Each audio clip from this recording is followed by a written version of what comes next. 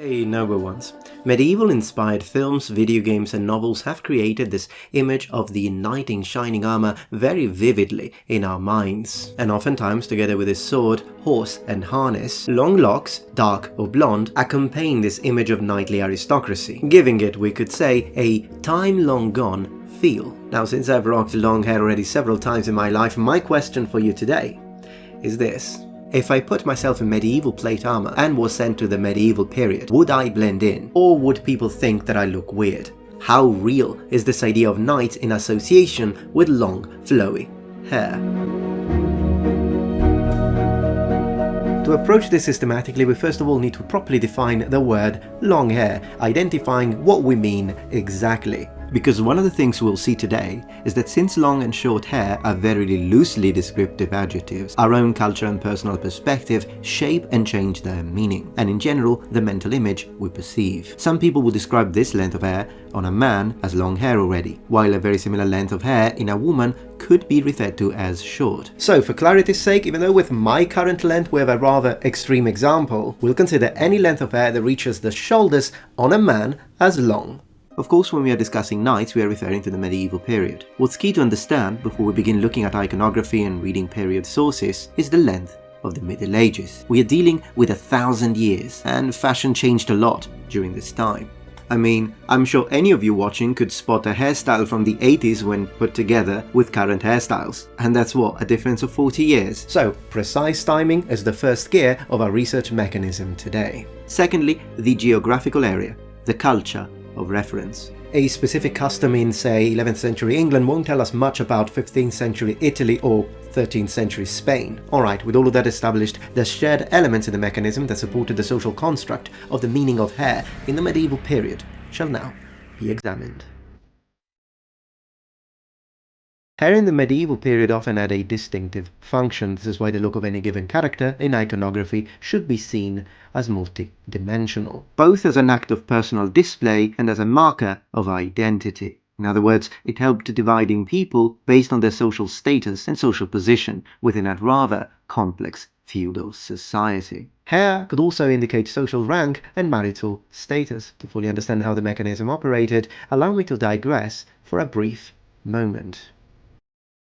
The knight, alongside the monk and the ploughman, can be identified as some of the cultural archetypes of the Middle Ages. In a way, they embodied a certain level of solidity, a distinct corporeal identity. And monks are a great example of this because of the fact that they had to adopt a very distinctive hairstyle. And what the heck is this guy doing anyways? Gods!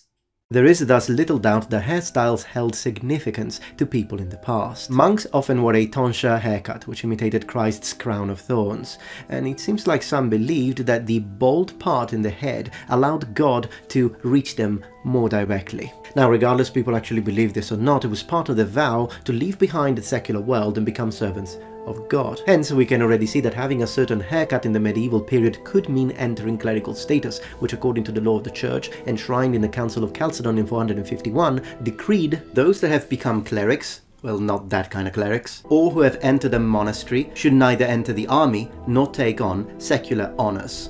And sometimes I don't think people appreciate enough how much this idea of, if you have this haircut, it means you have already entered clerical status was important in the medieval period. So much so that it was historically used as a weapon against people who, say, were opponents to the seat of a king. They were literally forced to take the haircut, because that already disqualified them for trying to become kings. There was a combination between hair and the production of identity. Men may have lived by the sword, but their social position could metaphorically die by the scissors.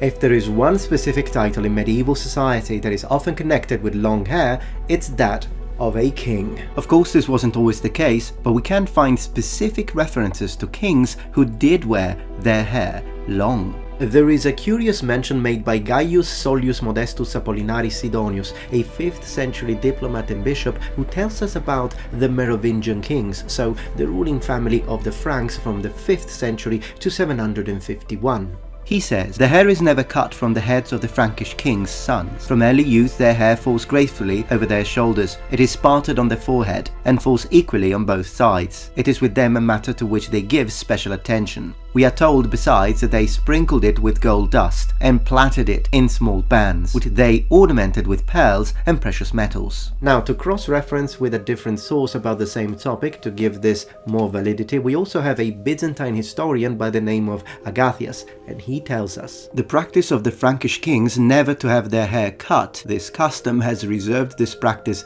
for royalty as a sort of distinctive badge and prerogative. We also have confirmation of this from the histories of Gregory of Tours, who tells us how important long hair was for the royal family of the Merovingian kings, and this is where we have mention of their rivals being forced to adopt tonsure.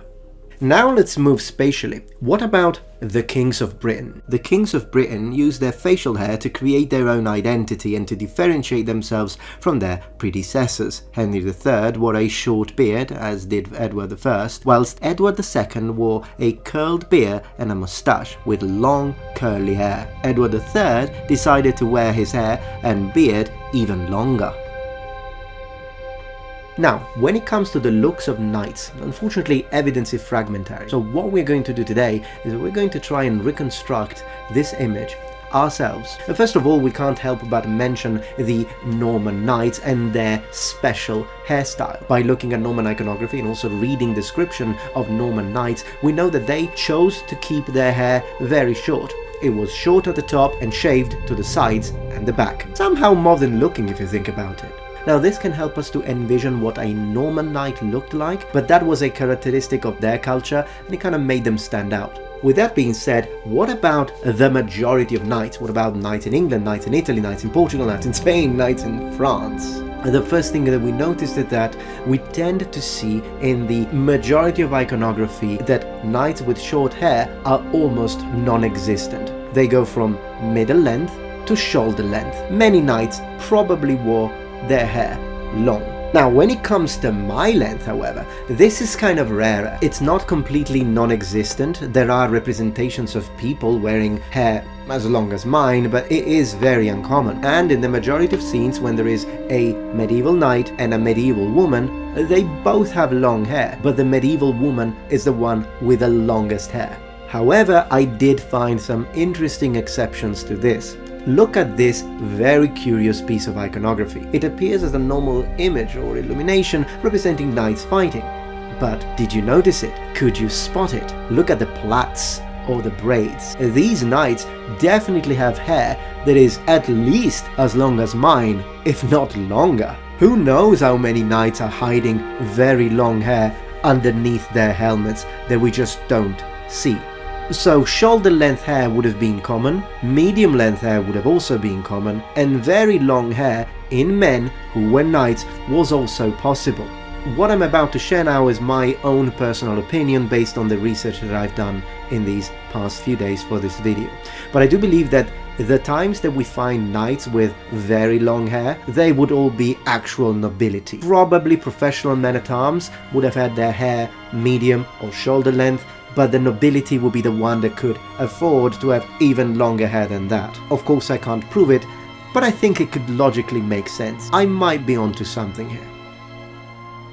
Alright, but if Merovingian and British royals wore their hair long, if knights wore their hair long, how did common people wear their hair? There are some clues hidden in the law texts. The Salic law considers the sharing of a long-haired boy without consent of his parents a serious offence. Meanwhile, the Burgundian law code puts a hefty fine on giving a criminal or slave even so much as a wig, implying slaves had to remain short-haired or bald. Medium-length hair may therefore have been the status signal of a free man, although the commoner's hair would have been shorter than the royal hairdo.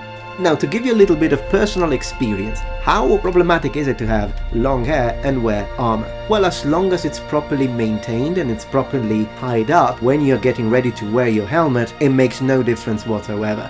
I wouldn't go around fighting like this. If I were a medieval lord, I would probably wear it down if I'm just in the city in a context of peace, even with my armor on. But in anything that has to do with combat, whether it be war, judicial duelings, the joust, I wouldn't wear it down. If I wasn't wearing a helmet, I would pull it in a high ponytail, which we know people did, or I would pull it in a bun or a low ponytail, or a plait if I was wearing a helmet. In fact, if it were me, I would choose the plait. Alright, noble ones, well I hope that you enjoyed this video, and if you did, please remember thumbs up, and if you're not yet members of this community, become a noble one. Subscribe to my channel for more content from the Metatron. If you haven't already, check out Magic Spoon Offer. It's amazing, and all you need to do is click the links in the description. Thank you very much for watching, and remember, the Metatron has spread his wings.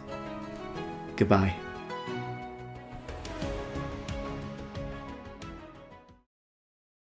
If you're enjoying this video so far, please take a moment to check out my Patreon page. With as little as a $5 support, you can help us ensure that we can continue to produce high quality and high researched content. And at the same time, you get access to polls, extra videos, unlisted streams, and much more. Thank you so much.